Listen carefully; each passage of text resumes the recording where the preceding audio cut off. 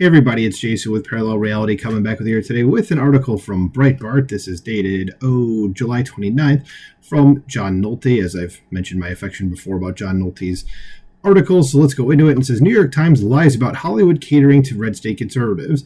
Probably could have just stopped at the New York Times lies. Let's highlight the whole thing there. New York Times lies. Because when do they not? So John Nolte writes, never have I read an article based on such a false premise as this one from the far-left New York Times over the weekend. Hollywood's message to red states, our movies are for you. Okay, I can't imagine that was an actual thing, but okay, even if it was. As for nearly 2 decades, Hollywood has seemingly missed no opportunity to sound the alarm about climate change, reports the Times. So it was startling when the weather-focused twisters arrived from Universal Pictures this month with no mention of climate change at all. Says more, and it's like, why would it? Like, I know the director came out and said he didn't want to do that because he was just like, I just want it to entertain. I don't want it to be a political messaging thing. And it's like, okay, there's nothing wrong with that. And these people are just, no, the movie about weather stuff has to mention climate change. Why? First of all, why mention a thing that isn't actually happening, if you know anything at all? But okay. This trend spotting in cinema is a hazardous pursuit. Sometimes a movie is just a movie. Twisters, however, is emblematic of a clear shift in Hollywood. After a period of openly using movies to display progressive values, sometimes with success at the box office like Barbie and often not, Strange World, The Marvels, The Color Purple, Dark Waters, studios seem to be heeding a message that many ticket buyers, especially in the core center of the country, have been sending for a long time. We just want to be entertained, no homework attached. That's the way it's always been. So, okay, it says, and then comes the lie. But bluntly, it amounts to an attempt by Hollywood to bend to red state audiences. No, it doesn't. And then John Nolte says, what in the hell are they talking about? Which is where I would say the same exact thing. It says, granted, this dumb outlet is not wrong that movies are at long last becoming less political, and that this is paying off at the box office while woke titles crash and burn at nearly 100% rate.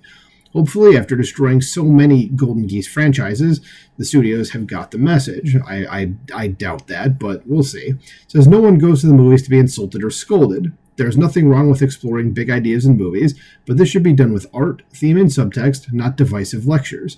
Movies are about story, and the moment you break the storytelling spell, you have failed as a filmmaker. Yeah, because it just takes you completely out of the movie itself. It says, now let's talk about what the dim bulbs at the New York Times get to horribly, terribly, stupidly wrong. It says, urban leftists hate woke movies every bit as much as us deplorables. How do we know this? Let's use the science of math, shall we? There's almost 66 million people voted for Hillary Clinton in 2016. I feel sorry for all of you, but okay. This is all that's required to get your movie to 200 million domestic gross is for about 1/3 of those voters to show up and buy tickets. That's it. In a country where nearly 66 million people voted for Hillary Clinton, Hollywood does not need a single red state customer to make a profit. Hollywood's problem is not that Republicans refuse to pay for this woke trash. Hollywood's problem is that not even their own lefties are interested in paying for this woke trash. And I guarantee you there's a lot of people on the left that don't want to see this either. And I'm not saying they don't want to see like right-wing messaging in movies. I'm just saying they don't want to see political messaging at all. Like, people just want to be entertained. Okay, and like the article says, they don't want to be lectured to when they go to be entertained.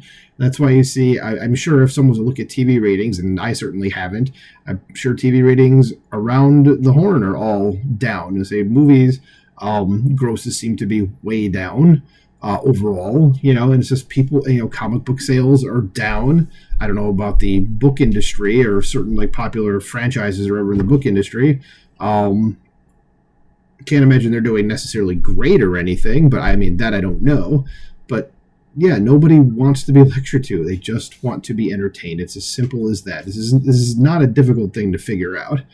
So it says, if Hollywood made movies only to appeal to Hillary voters, to Democrats, that pool of customers would be more than large enough to create one box office hit after another. If you add in their kids, you're talking about blockbuster after blockbuster. What the New York Times cannot face is this fact. No one wants to watch this crap. No one, and that includes people in their own tribe, as we just said. This is where all human beings and from our own storytellers, we're hardwired to ask only 2 things. 1, cast a spell, and 2, don't break that spell. That's actually a very good way of putting it. That is a universal part of the human condition. That means that even though woke is aimed at the left sweet spot, it violates rule number 2. And while leftists might appreciate Hollywood propaganda, they still won't pay for it with their time or money. So no, it's a lie to claim Hollywood is catering its latest releases to red state audiences. All Hollywood is doing is removing the woke tartary everyone hates, which, as the math proves, is catering to everyone. Yeah, and I like how the New York Times, because one movie says, you know what, we just don't want any political messaging in it. They're like, oh my God, they're trying to appeal to conservatives. Like, no, they're just appealing to everybody. You absolute morons. But it's the New York Times, so you can't expect anything other than complete and utter stupidity from them. So let me know what you think about this. Do you agree that with the New York Times, or do you agree with just you don't want to have any stupidity and political stuff in your movies anymore? That's very overt. Let me know in the comments below. Like, share, subscribe, and I'll talk to you soon. Bye.